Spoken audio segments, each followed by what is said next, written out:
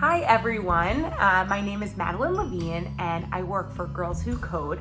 I'm a senior manager on the Community Partnerships and Outreach team.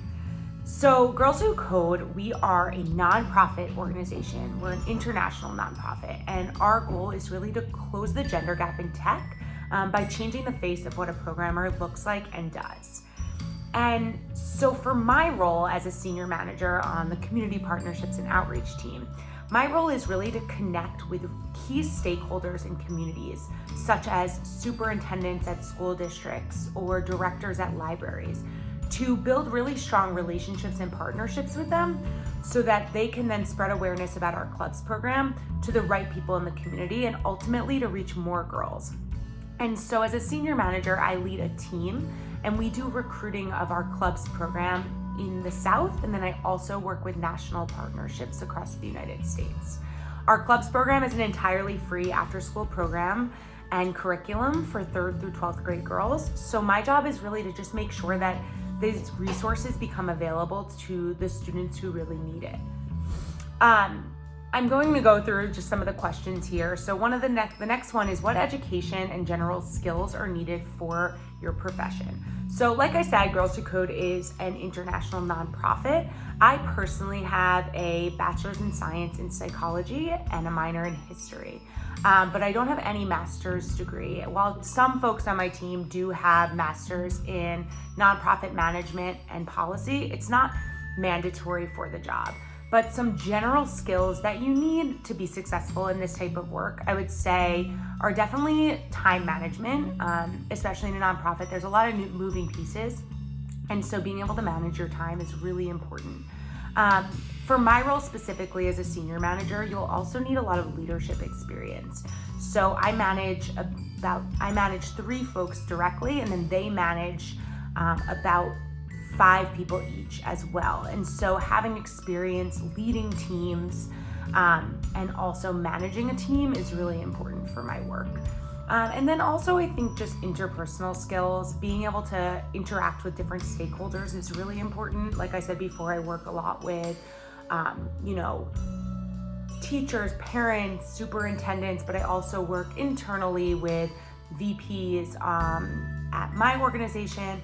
And so being able to work with a lot of different stakeholders is important. Having strong presentation skills. I lead a lot of presentations at conferences or smaller professional development events for schools.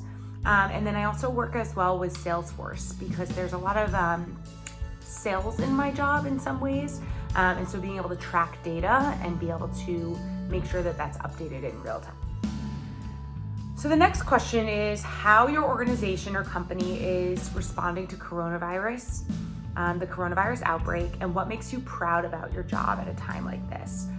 So me personally, I'm based in New York City, and all of our full-time employees are working remote since the coronavirus outbreak. But what I think is the most special part about what my organization is doing is really about how we're helping reach our girls and broader community at this time. So we're really using technology to respond to this outbreak. So our curriculum team has helped create Code at Home resources to share with our network and beyond for free at-home resources for educators and parents and really anyone that wants to use them at this time. And it's been really exciting to be able to still support our girls during these, uncertain times. So for me, that's what makes me feel the most proud. I'll jump in now to some of the questions about my role. So how many people work on your team, and are they in one location or distributed? So we have 12 full-time staff members on my team here in New York City. We all do outreach, but the team is divided up to do outreach in a lot of different ways. So we'll split up the state and have different regional focuses. Like I said, I do a lot of recruiting in some of the southern region and then also national partnerships. And then we also have about 20 remote staff regionally throughout the country. And so they're part-time with us, but they do a lot of this partnership work. They do events on the ground, and they're scattered all throughout the United States. What do I normally wear to work? That's a great question. Today, you can see I'm rocking my Girls Code t-shirt. I'll often wear this to a conference, maybe with a blazer or something to dress it up if I'm leading a presentation. But normally to work, I'll wear jeans and a nice shirt. I like to look professional, but you don't have to wear business casual or anything at my company. But if you have any sort of external meeting, or if I have a meeting even just through Zoom or a virtual meeting, I like to sometimes wear something Girls Who Code related or dress up a little bit more I always keep a blazer at my desk. Have you ever considered changing your career? So in fact, I actually just changed my career. I started at Girls Who Code in July 2019. And previously I had worked in elementary education on more of the administrative side. I'll dive into that a little bit more later, but it's always been within this education landscape, but I just switched from actually being boots on the ground in a school to education nonprofit. And the next question is, when did you become interested in your career? That's a great question. So I always was really, really invested and passionate about working with our youth. So I grew up going to summer camp and then being a camp counselor at an all-girls camp for years and years. And I just thought it was so impactful for my confidence and some of those soft skills that are so important to be successful in my career. And so I knew I wanted to dedicate my career to an organization that was bettering our youth. And that can really look a lot of different ways. So when I graduated college, I did an AmeriCorps year where I taught middle school students directly.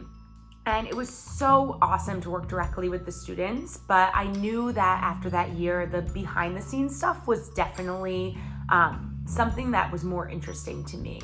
I really loved, looking at the curriculum and doing a lot of data analysis and some of the interface with parents and other stakeholders, and wanted to think about, what kinds of jobs are in the education nonprofit space, specifically through an ed tech lens, because tech is just becoming so much more important as we go through our educational careers.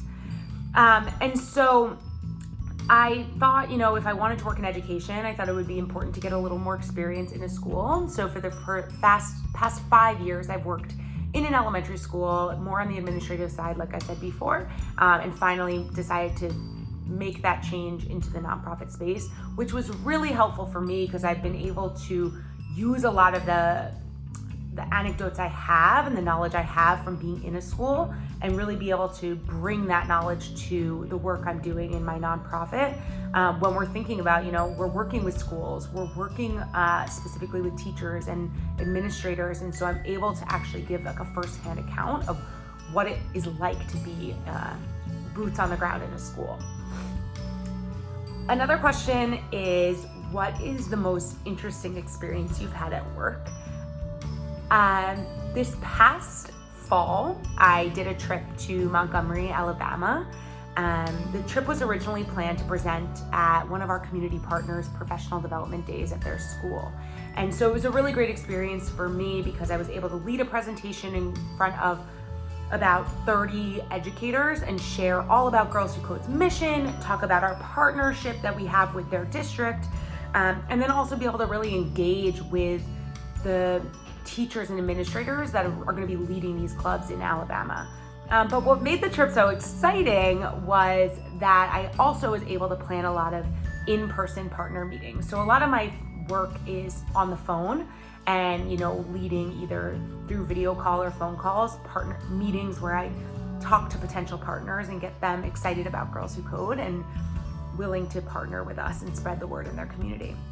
So being in person in Alabama, I was able to meet with some potential partners. And one specifically was at an Air Force base, and they run a STEM lab for students there. And I was able to get a tour of the base and a tour of the STEM lab with students in the lab at the time, really doing hands-on learning. And they actually bring in students from the local schools in Montgomery. And it was just awesome. I've never really had an experience like that before, so it was really cool just to be able to see how they work with students, and then also be able to think with them about how could we bring our Girls Who Code curriculum to this already amazing STEM lab and work together. And so I came back from that trip just feeling more connected to my work than I ever had before, because really engaging with the people on the ground is what makes it so exciting. So that was super cool. One piece of advice that I would have for students who are thinking about their careers is to remember that every circumstance that you might be in might be either tough or challenging, but no matter how tough or challenging it might be, it's always an opportunity to learn. So you may not realize that in the moment, but when you're reflecting back on either your time at an organization or at a job or working with a certain manager, for example, you'll have learnings that are both positive and negative, but those learnings will help shape you into, the professional that you really want to be. And so I think that that's just my piece of advice. It can be really easy to kind of get really caught up in the day-to-day, but always think about how am I learning and how am I growing as a professional based on the experience that I'm currently having. So that's it for me. I hope that you found this useful and learned a little bit more about what it's like to work with partnerships at a nonprofit. And I think that if you have any additional questions, feel free to reach out. I work with National Academy Foundation. They're a national partner of ours, and have a really lovely relationship with them. So again, thank you so much for your time and best of luck.